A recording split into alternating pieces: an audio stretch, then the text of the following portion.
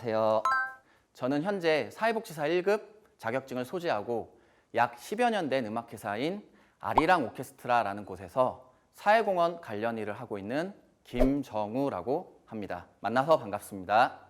조금 더 자세하게 설명을 드리자면 사회복지사는 청소년이나 혹은 여성, 노인, 장애인 이런 분들의 어떤 사회적이나 개인적인 욕구를 가진 사람들의 문제를 해결하기 위해서 열심히 노력하는 사람들이라고 생각을 할 수 있을 것 같아요. 이제 문제 해결을 하려면 그 문제가 어떤지 좀 분석하고 조사하고 그다음에 대안을 주는 일 이렇게 생각을 할 수 있을 것 같아요. 첫 번째는 재정적이나 그러니까 현금으로 도움을 준다든지 아니면 법률적으로 지원을 하기 위해서 연구하고 이제 제가 직접 사회복지 프로그램을 기획하고 시행하고 평가하는 일이 있을 수 있고요. 두 번째는 국가나 지자체에서 이미 있는 프로그램이 있어요. 그런 공공복지 서비스라고 하는데 이런 전달을 하기 위해서 대상자를 선정하고 선정한 대상자가 제대로 복지를 받았는지 확인하고 생활지도 등을 하고 이런 것들을 할 수 있고요. 마지막으로는 사회복지 정책이라는 형성 과정에 참여해서 정책을 만들거나 분석하거나 혹은 잘 되었는지 평가하는 일들 이런 것들을 할 수가 있습니다. 아마 여러분이 알고 있는 것보다 좀 더 다양하고 신기하다라고 생각할 수 있을 것 같습니다. 우선 단정적으로 말씀을 드리자면 사회복지사가 되려면 사회복지 자격증이 필요합니다. 그리고 또한 현재 대다수의 시설이나 기관에서 자격증을 요구하고 있습니다. 이제 왜 그러냐? 이는 사람을 대상으로 하는 휴먼 서비스이기 때문에 전문 지식과 기술이 필요하고 또 따라서 국가 공인 시험을 통해서 이 사람이 기본 자격을 갖고 있는지 확인하고 있다라고 생각하면 될 것 같습니다.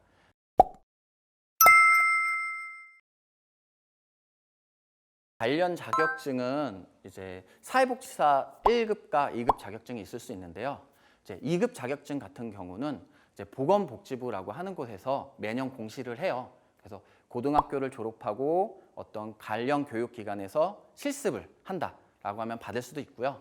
아니면 전문대학교나 대학교나 대학원에서 필요한 과목을 이수, 즉 배우고 졸업을 하면 딸 수도 있습니다. 그런데 이제 대다수의 많은 친구들은 아마 1급 자격증에 관심이 있을 수도 있을 것 같은데요. 이는 이것도 마찬가지로 보건복지부라고 하는 곳에서 공시를 하는데요. 이제 그 해마다 필요한 시험 자격 요건이 있어요. 그 시험에 응시를 하고 국가시험에서 통과를 하면 이제 1급 자격증을 취득을 할 수가 있겠습니다. 2급은 방금 설명드린 것처럼 전문대학교, 대학교, 그다음 대학원을 졸업하면 학습을 받았을 때 취득할 수 있기 때문에 어떤 기본이 됐다라고 생각을 할 수 있는데 1급 같은 경우는 이제 국가시험이에요. 그러다 보니까 조금 더 전문 기술과 전문 지식을 확인하는 과정이 있을 수 있고요. 1급 자격증의 가장 큰 특징은 2급 사회복지사를 교육할 수 있는 권한이 있어요. 즉 전문 지식과 전문 기술을 갖고 있다라고 국가에서 공인을 해주는 거라서 조금 고급진 차원이라고 생각을 할 수 있고요. 또 하나는 앞으로 여러분께서 더 큰 꿈을 갖고 나는 어떤 복지기관의 기관장이 되고 싶어 혹은 나는 조금 더 국가기관 공무원으로서 높은 자리에 가고 싶어 라고 해서 내 꿈을 조금 더 많은 사람에게 펼쳐보고 싶어 라고 하는 친구도 있을 수 있을 것 같은데요. 그럴 땐 최소 기준이 사회복지사 1급 자격증을 꼭 필요로 하고 있습니다. 많은 친구분들이 사회복지사 1급 자격증이 국가시험이라고 하니까 좀 어떻게 보지 궁금할 것 같은데요. 먼저 응시 자격이라는 게 있어요. 응시 자격은 아까 말씀드린 것처럼 사회복지사 2급 자격증이 우선 필요한데요. 그 2급 자격증은 대학원 졸업 예정자 혹은 대학교 졸업 예정자 혹은 사회복지사 2급을 갖고 있으면서 1년 이상 현장에서 활동하신 분 혹은 외국에서도 또 생활하다가 국내에 올 수도 있잖아요. 외국 대학이나 대학교의 졸업자 이런 응시 자격을 갖춘 사람들이 그냥 저 시험 볼래요 라고 응시를 하는 게 아니라 내가 이런 조건이 됩니다 라고 하는 관련 서류를 제출해야 돼요. 거기까지 맞추고 나서 시험일에 시험 보러 가서 합격을 하면 취득을 할 수 있을 것 같습니다. 그럼 합격만 하면 끝이냐? 그렇지 않아요. 이제 제가 미리 낸 관련 서류 절차를 확인을 해보고 이 친구가 실제로 사회복지사 1급 자격증을 받을 수 있겠다 싶으면 그때부터 취득이 될 수 있을 것 같습니다. 이제 사회복지사 1급 자격증 시험은 3과목이 있고요. 이 3과목에는 여러분이 보시는 것처럼 8가지 영역으로 다시 나누어져 있습니다. 이 부분들은 보통 대학교에서 많이 학습을 할 수 있거든요. 대체적으로 대학교나 대학원을 진학하시면 자연스럽게 학습을 할 수 있게 될 것 같습니다. 본 사회복지사 1급 자격증 같은 경우는 이제 각 3가지 과목이 있다라고 말씀을 드렸는데요. 이 각 과목에서 40% 이상의 점수, 즉 100점으로 쳤을 때는 40점 이상을 받으면서 전 과목의 총점이 60% 이상이 넘어야만 취득을 할 수가 있습니다. 그래서 합격 예정자가 되면 아까 말씀드린 것처럼 제가 낸 관련 서류 제출을 확인을 하고 이 사람이 응시 자격 서류 심사에서 적합하다라고 했을 때 최종적으로 사회복지사 1급 자격증을 취득할 수 있고요. 아마 여러분께서 그럼 이렇게 많은 시험을 보고 통과할 수 있을까라고 좀 고민하는 친구들도 있을 것 같아요. 이거는 시험을 항상 굉장히 많이 받는 질문인데 준비한 상태에 따라서 좀 다를 것 같아요. 어떤 친구는 좀 수월하게 보는 경우도 있고 어떤 친구는 좀 매우 어려웠다라고 하는 경우도 있는데 그럼 평균적으로 봤을 땐 어떨까라는 생각이 들 수도 있을 것 같아요. 최근 3년의 기록을 보면 2018년에는 약 33.5%, 그리고 2019년에는 34.2%, 그리고 올해 2020년에는 32.9%의 합격률로 나타났거든요. 그러니까 대략적으로 약 30% 초반대, 즉 10명이 보면 3명 정도는 합격하고 나머지 7명은 좀 잘 안 됐구나라고 생각을 하시면 될 것 같습니다. 이 사회복지사 1급 자격증 같은 경우 합격하는 인원이 딱 정해진 게 아니에요. 합격 성적 이상을 받으시면 다 사회복지사 1급 자격증을 취득할 수 있기 때문에 열심히 준비하시면 충분히 취득할 수 있을 거라고 생각합니다. 여러분께서 그럼 사회복지학과가 있는 대학교는 어느 곳이 있어요? 라고 물어볼 수도 있을 것 같은데요. 여러분이 알고 있는 모든 대학교는 다 있어요. 정말 많아요. 왜 그러냐면 반대로 생각해보면 그만큼 사회에서 많이 필요하기 때문이다 라고 말씀을 드릴 수도 있을 것 같아요. 근데 여러분은 의왕시에 살고 계시니까 경기도만 놓고 한번 생각을 해보자면 뭐 가천대학교도 있고 가톨릭대학교도 있고 성결대학교도 있고 또 용인대학교도 있고 그래서 여러분 살고 있는 주변의 대학교들도 사회복지학과가 있다라고 말씀을 드릴 수 있을 것 같아요. 그럼 시험을 언제 보지? 계속 보건복지부에 들어가서 확인하기 사실 어렵잖아요. 또 1년에 한 번 국가시험이라서 항상 비슷한 시기에 봐요. 그래서 접수를 그 해 겨울에 하고 시험은 그 다음 해 봄쯤에 항상 한다. 그래서 얼추 그렇게 알고 있으면 되는데 그래도 정확한 날짜를 알아야 놓치지 않고 시험을 볼 수 있겠죠. 그래서 보건복지부에 들어가서 혹은 한국사회복지사협회에 들어가서 확인하는 과정을 그래도 꼭 하셔야 됩니다.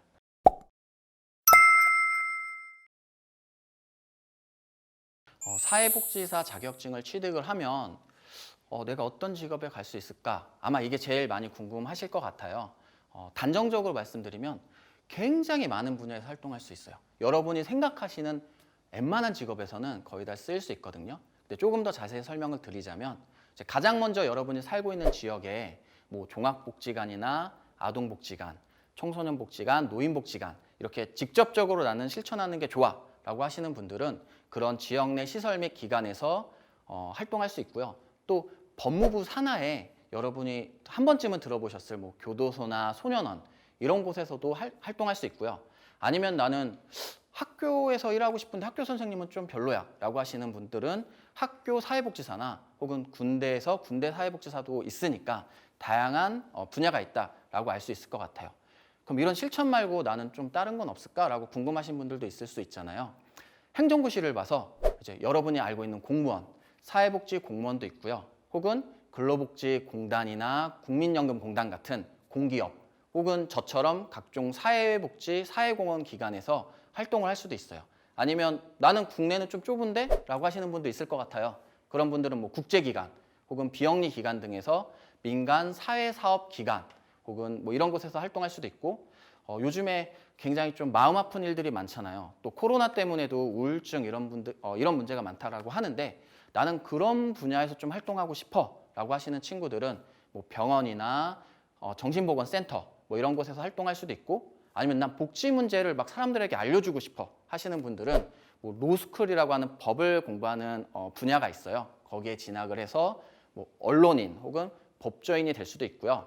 혹은 나는 연구하는 게 너무 좋은데? 라고 하시는 분들은 사회복지 관련 연구소 혹은 사회조사 연구소 같은 연구원으로 취업도 할 수 있을 것 같습니다. 아마 여러분께서 잘 몰랐던 분야가 왜 이렇게 많지? 라고 생각을 할 수도 있을 것 같은데요. 여러분이 생각하는 게 어느 정도 범위인지 모르겠지만 그 이상으로 굉장히 활용도가 많다라고 좀 자랑할 수 있을 것 같습니다. 앞으로 사회복지사가 됐을 때 요즘에 4차 산업혁명 이렇게 해서 없어지는 직업이 많다라고 하는데 혹시 사회복지사는 없어지지 않을까요? 라고 걱정하는 친구도 있을 것 같아요. 단정적으로 말씀드리면 이제 아마 절대 없어지지 않을 것 같아요. 이제 이거는 제가 말하는 게 아니라 미국의 뉴욕 타임즈라고 하는 조금 유명한 신문사가 있어요. 앞으로 4차 산업이 되고 인공지능이 나오고 했을 때 없어지는 직업이 있고 더 필요한 직업이 있다라고 이야기를 했었는데 더 필요한 직업에 휴먼 서비스직이 있었어요. 예를 들면 의사라든지 소방관이라든지 또 사회복지사라든지. 왜냐하면 사람이 사람의 감정을 읽고 이 사람의 어려운 걸 도와주는 일이기 때문에 이 직업은 앞으로 조금 더 많이 도움이 필요할 수 있다라고 말씀을 드릴 수 있을 것 같아요.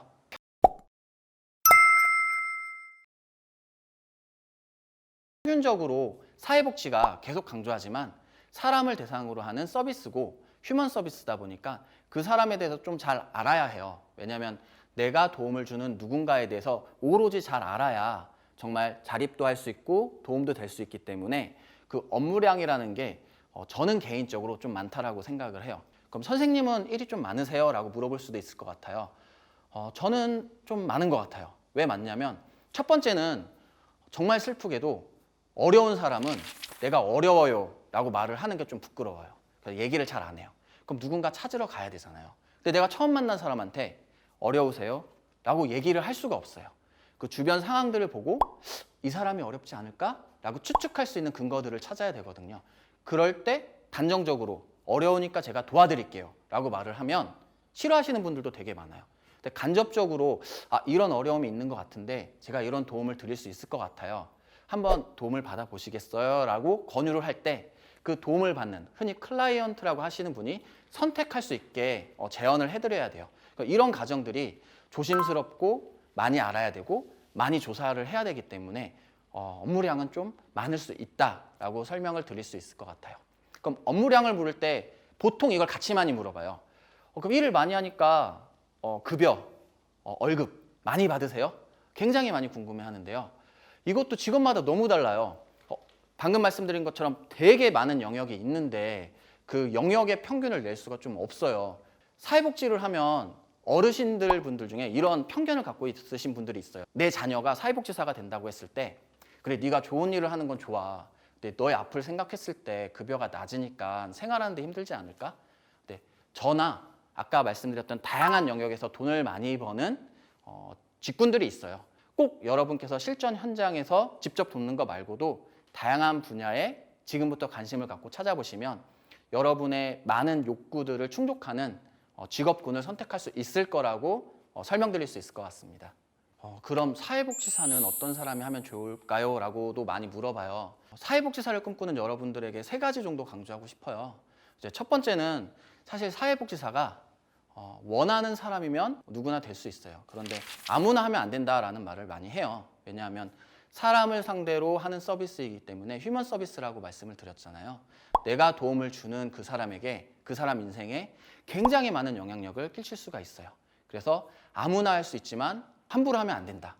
두 번째는 사회에 꼭 필요한 직업군이다. 근데 만약에 여러분께서 나는 살아오면서 사회복지사를 그렇게 만나본 적이 없는데 라고 하시는 분도 있을 거예요. 그러면 지금까지 굉장히 잘 살아오신 거예요. 놀랍겠지만 제가 가끔씩 봉사활동을 종합사회복지관에 나가면 고등학생 친구들이 한 복지관마다 5명에서 10명 정도 있어요. 반대로 말하면 그 친구들은 뭔가 도움이 필요한 친구들이에요. 그런데 학교에서는 그런 이야기를 잘 하지 않아요. 여러분이 입장 바꿔서 생각해 보시면 좀 쑥스럽고 창피하잖아요. 즉 그런 분들을 도와주는 사람이 꼭 있어야 돼요. 그러니까 여러분께서 피부로 못 느끼셨을 수도 있지만 꼭 누구에게나 필요하다. 마지막으로는 3번째는 이 사회복지사는 직업이야 라고 생각하는 사람보다는 사실 이건 내 소명이야, 내 삶이야 라고 생각하고 하시는 분들이 많아요. 내가 너무 즐겁고 내가 이 일을 했을 때 그 사람의 인생이 변화되는 걸 봤을 때 너무 가슴 벅찬 감동이 밀려오고 내가 뭔가 뿌듯하고 보람감을 느끼고 이런 활동을 했을 때 사실 돈은 그렇게 중요하지 않는 경우가 많거든요. 내가 누군가에게 도움을 주고 또 나은 사람이 되었다라는 것에서 너무 행복감을 느끼고 이 직업을 선택하기 잘했다라고 하시는 분들이 많다라고 말씀드릴 수 있을 것 같아요. 여러분께서도 나도 좀 그런 성향인 것 같은데 라고 하시면 한번 자신 있게 도전해 보시는 게 좋을 것 같습니다. 여러분한테 한 3가지 정도 설명을 드리고 싶어요. 내가 사회복지사가 됐을 때 언제가 좋았을까라는 생각을 해봤는데 가장 먼저 사회복지사가 되기 전의 경험이 있어요. 그게 언제였냐면 장애인 복지관에 봉사하러 갔을 때였는데요. 장애인 복지관은 사실 좀 다른 복지관보다 더 힘든 경우가 많아요. 몸을 자유롭게 못 움직이시는 분들이 모여있는 곳이다 보니까. 가서 보니까 휠체어를 타고 있는 남자 어르신, 저보다 조금 더 덩치가 좋으신 그분을 업고 산에 올라가야 됐던 거예요. 보자마자 야, 이거 쉽지 않겠다 싶었는데 정말 힘들게 올라갔었어요. 근데 그 남성 어르신께서 정상보다 조금 아래긴 했지만 평평한 그곳에서 내려다보는 그 모습을 봤을 때 너무 보람차는 거예요. 하루 정말 열심히 잘 살았다. 뭔가 그때의 경험이 저에게 되게 큰 감동이 왔었는데 그때 같이 갔던 분이 사회복지사분이 한 분 계셨어요. 그분이 그 장애인 이신 분이 뭔가 장애인이 되기 전에 등산을 많이 다니셨었는데 그 감동을 다시 느껴보고 싶지만 자기의 몸이 너무 크고 도와줄 사람이 없으니까 도움을 요청하지 못하고 있었다라고 느꼈던 것 같아요. 그래서 그분은 모르게 이런 프로그램을 기획하고 저희 같은 자원봉사자를 모아서 시행하고 그 다음에 평가를 했었는데 만족도가 되게 높았어요. 누군가에게 되게 큰 삶을 살아가는 동기부여나 감동을 줄 수 있구나라고 느껴서 그때 많이 관심이 생겼어요. 두 번째는 제가 사회복지로 진학을 하고 실습을 할 때의 경험인데요. 우리 사회는 취약계층이라고 해서 누가 봐도 정말 힘든 사람이 있고 그 선보다 살짝 위에 있는 분들을 차상위 계층이라고 해요. 근데 이분들을 도와주면 중산층이 되기 때문에 좀 도움을 줄까 말까 고민하는 사례들이 많은데 여성분 혼자서 가정을 꾸려가는 가구가 있었어요. 그래서 이분을 도와줄지 말지를 그 사회복지 기관의 사회복지사들과 난상 토론을 막 2시간, 3시간 하는 거예요. 마지막에 결국은 도움을 주기로 했었는데 제가 그 현장에 참여해 있으면서 내가 얼마나 전문 기술을 많이 익혀야 하고 그리고 그 기술을 바탕으로 이야기를 할 수 있어야 되고 그리고 그 결과 어떤 가구가 그 도움을 발판으로 다시 안정적으로 중산층이 되는 과정을 보니까 사회복지사로 사회복지 학문을 배우기 참 잘했다라는 경험을 했었어요. 마지막으로 난 연구를 해서 사람들에게 도움을 주는 정책이나 제도를 해보고 싶어 하는 친구도 있을 거예요. 서울의 한 지역에서 4년마다 지역사회복지 계획이라고 하는 걸 만드는 그 연구 프로그램이 있는데 어떤 복지가 더 필요할까요? 혹은 없는 복지 중에 갖고 싶은 게 뭔가요? 이런 걸 물어보러 설문조사를 다니던 때가 있었는데 굉장히 어려운 가구를 만나게 되었어요. 정말 지나가다가 우연히 보게 되었었는데 그분들은 그렇게 어렵게 사는 그 삶이 당연하다라고 생각을 해서 그리고 누군가에게 도움을 요청할 수 있다는 사실을 몰라가지고 계속 그렇게 2년, 3년 지내고 계셨던 거예요. 만약에 운이 좋게도 우리가 그 가구를 발견하지 못했다면 어떻게 됐을까라는 생각을 많이 하거든요. 근데 이런 순간순간의 기억들이 제가 사회복지사가 됐을 때 제 자체로도 너무 보람이 넘치고 그다음에 제 아내가 딸이 아빠가 너무 좋은 직업을 선택했다라고 하면 또 되게 감동이 커요. 만약에 사회복지사가 좀 어렵거나 혹은 직업적으로 좀 안 좋지 않을까라고 고민하는 친구들이 있다면 이런 부분으로 충분히 차고 넘칠 수 있다라고 설명드릴 수 있을 것 같아요. 먼저 사회복지사에 관심을 갖고 제 이야기를 들어준 모든 의왕시 청소년 여러분께 고맙다는 말을 하고 싶어요. 나라는 어떤 개인보다는 이제 우리라는 공동체가 이제 잘 살고 혹은 더 좋게 사는 것에 관심이 있었기 때문에 제가 이야기하는 사회복지사에 대해서 궁금했다라고 생각을 하거든요. 사회복지에 대해서 좀 나한테 맞을까? 설명을 들어보니까 좀 안 맞을 수도 있겠는데? 라고 하는 친구도 있을 것 같아요. 그런 친구들도 너무 걱정하지 말고 지금 다른 사람에게 관심을 갖고 있는 그 마음을 잘 갖고 여러분이 관심 있어 하는 어떤 직업을 선택했을 때 나만이 아닌 우리 공동체라는 것을 생각을 한다면 꼭 사회복지가 아니라도 사회에 기여하고 사회에 정말 복지를 증진하는 일을 하는 거기 때문에 고민하지 마시고 여러분이 잘할 수 있는 일 그리고 좋아하는 일, 그걸 향해서 계속해서 노력하고 꿈을 찾아가고 그런 과정을 계속해서 충실하게 해 나가면 좋을 것 같습니다. 네, 고맙습니다.